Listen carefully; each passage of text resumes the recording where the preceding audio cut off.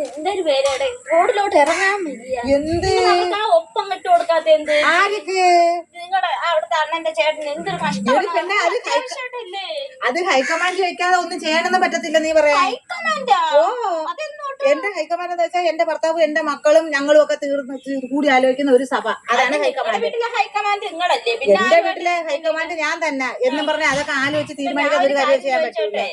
നിങ്ങളുടെ ആങ്ങളൊക്കെ നിങ്ങളിപ്പോ എപ്പോഴേ പോയി ഒപ്പിട്ട് കൊടുത്താനേ അവർക്കൊരു അത്യാവശ്യമായിട്ട് രാജി അതാണെങ്കിൽ അതെന്തെങ്കിലും ആയിക്കോളാം. നീ നിന്റെ കാര്യം നോക്ക് രാജി. ആവശ്യമില്ലാത്ത കാര്യം ഒരുപാട് പ്രശ്നങ്ങളുണ്ട് കുഞ്ഞെ. അവർക്ക് അത്യാവശ്യം അങ്ങനെയാണെങ്കിൽ നിങ്ങൾ അവര് നിങ്ങളുടെ കാലെടുത്ത് നിങ്ങൾ പാർട്ടീഷൻ ചെയ്തും കൊടുക്കണം. പാർട്ടീഷൻ എന്ന് നീ ഉദ്ദേശിച്ചത് ഓഹരി വെക്കാനാണ്? ഓ അവരവർക്ക് അത് ഞാൻ പറഞ്ഞ അപ്പോഴേ അമ്മ ഒരു പ്രശ്നം.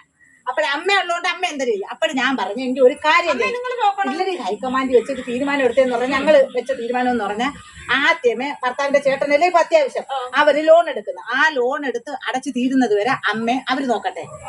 ലോൺ അടച്ച് തീരുമ്പം അടുത്ത ലോൺ ഞാൻ എടുക്കും. ഞാൻ ലോൺ അടച്ച് തീരുന്നത് വരെ ഞാനും നോക്കും അമ്മേ. അതാണെങ്കിൽ കൊള്ളത്തില്ലേ? അങ്ങനാണെങ്കിൽ എനിക്ക് നിങ്ങളുടെ അമ്മയെ കുറച്ചാള് നോക്കാൻ തരുമോ? അടുത്ത ലോൺ എടുക്കാനാ? ഓ